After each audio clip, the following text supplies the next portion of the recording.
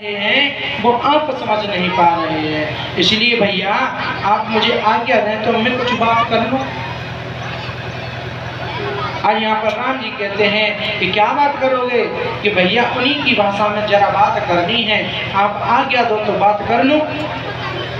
आज राम जी ने समझा कि उन्हीं की भाषा में बात करेंगे तो आज्ञा दे दी।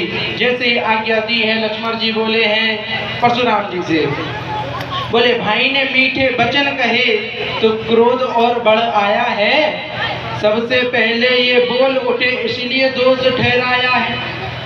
अच्छा अपराधी हम ही सहे, हमने ही ये विष बोला है और जो करना है सो करो, ये शिव धनुष हम ही ने तोड़ा है। जाओ जो करना है कर लो, ये शिव धनुष किसी और ने नहीं बल्कि हमारे भाई श्री राम ने तोड़ा है, कर दो।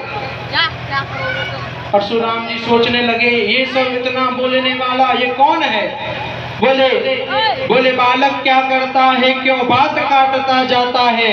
क्या साधारण ब्राह्मण समझा जो मुझे डांटता जाता है। कि साधारण ब्राह्मण समझा है जो मुझको डांट रहा है। बोले मुझको सीधा ब्राह्मण न जान, मैं क्षत्रिय कुल का द्रोही हूँ, रघुवंशी बाल ब्रह्मचारी निर्मोही हूँ, अति क्रोधी हूँ, मेरे बस इस लोहे कुलारे ने यहाँ खून की नदी बहाई है। 21 बार इस धरती को क्षत्रियों से हीन बनाई है। तो मुझे मामूली ब्राह्मण समझ करके इतना क्रोध करता है जो कि मेरी बात को काट रहा है।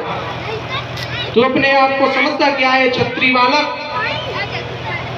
आज यहाँ पर लक्ष्मण जी बड़ी सुंदर बात कह रहे हैं कि अभी तक मैं आपके सामने यदि शांत हूँ तो उसका कारण है कि आप जो भरोसा दिखा रहे हो कि 21 बार क्षत्रिय हीन किया है मैंने इस पृथ्वी को, तो मैं आपके भरोसे की ओर नहीं देखूंगा। यदि मैंने देख लिया तो युद्ध प्रारंभ हो जाएगा। इसीलिए मैं आपकी जो यज्ञोपवीत यानी जनेऊ है उसको देख रहा हूँ, इसीलिए मैं इतना शांत हूँ।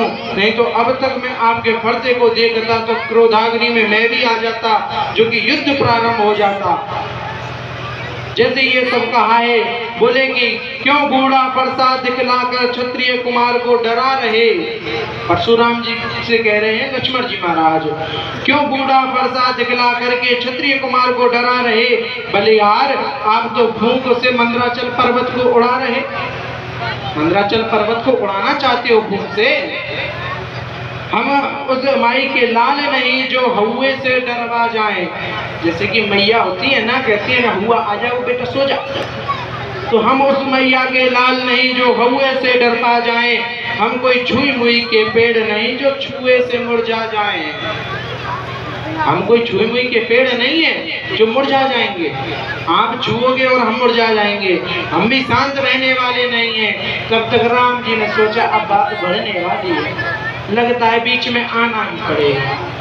तब यहाँ पर राम जी बीच में आए हैं, नेत्रों से इशारा किया है। कब बीच में आए हैं, लक्ष्मण जी को इशारा किया है। लक्ष्मण जी वहां से दौड़ करके राम जी के पीछे आ गए। जब जाकर के राम जी बीच में आए हैं तब यहाँ पर प्रणाम किया है किसको, परशुराम जी महाराज को।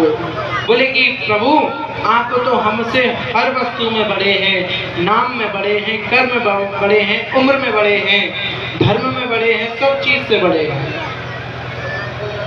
अरे अपराधी तो मैं हूँ, आपको जो करना है मेरे साथ करिए। और जैसे ही उनका शांत कराते हैं क्रोध को राम जी परशुराम जी के, जब लक्ष्मण जी कुछ ना कुछ बोल करके उनको क्रोध में और ले आते हैं। जैसे उनको लक्ष्मण जी को शांत कराया है, लक्ष्मण जी शांत हुए हैं। उसके बाद में यहाँ पर राम जी ने उनसे क्षमा याचना मांगी है। किससे मांगी है, परशुराम जी से, कि प्रभु आपका अपराधी हूँ मैं, हमसे ये भूल हुई है, ये शिव धनुष हमने तोड़ा, हमने खंडित किया है।